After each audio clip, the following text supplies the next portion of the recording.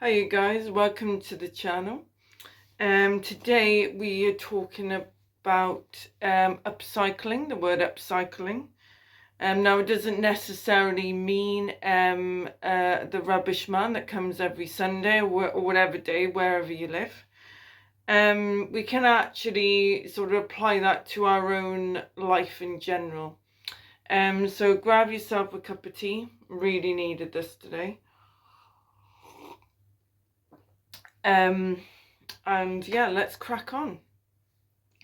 So when I say upcycling, like I said, we're going to be covering storage, space, resources, consumerism, and your energy. So I'm going to first we're working on from scripture, Ephesians chapter 5 verse 16, making the most of every opportunity because the days are evil. And as we know, unfortunately, there is a lot of, should we say, nasty things that are going on in the world, and generally just stressful. For example, which for a lot of drivers who own cars is going to be the price of petrol or diesel. And as we know, that's shooting up every time. So obviously, you know, me and my husband, as many other families are, I'm sure, is to having to think, okay, well, how can we get the most out of our petrol, diesel? And what we do basically when we go down, you know, when we drive down the valley, we would do all of our jobs in town at once. So, you know, so it's not going back and forth. With my husband as sorry. So, you know, we will make sure, you know, that we do that. So that saves a resource and a cost there. And it also saves us a lot of stress because, as you know, me and my husband both suffer with that. And to be honest, like the least stress we have, the better. So that's one example. So I want you to think about, you know, how do you use your space storage? How do you use your time? And how do you use your energy? You know, do you use it resourcefully? You know, or do you think those areas need work? Now, obviously, because this is a creativity channel, obviously, I'm gonna do, you know, art references, but it can be in any part of your life, you know. So I'm just going to grab some objects, excuse me. And now, for example, books. Now, I used to go, when I went into charity shops, because I usually get my resources from there. Like the, you know, first book of, you know, beautiful images I would see, you know, I would just grab them. You know, no matter how many I bought back. You know, but then trouble is I'd come home and I would find that, oh, okay, well, I've already got about 4 books of that, which is a, you know, very similar subject.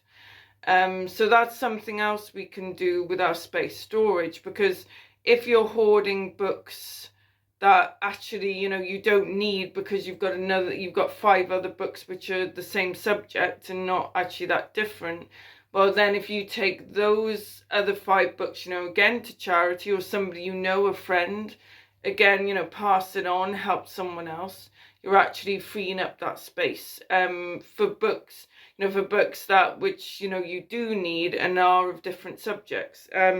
I mean, I don't do a lot of junk journaling. I just do a little bit now and again. I have made the odd altered book. I do the odd journal cards as well.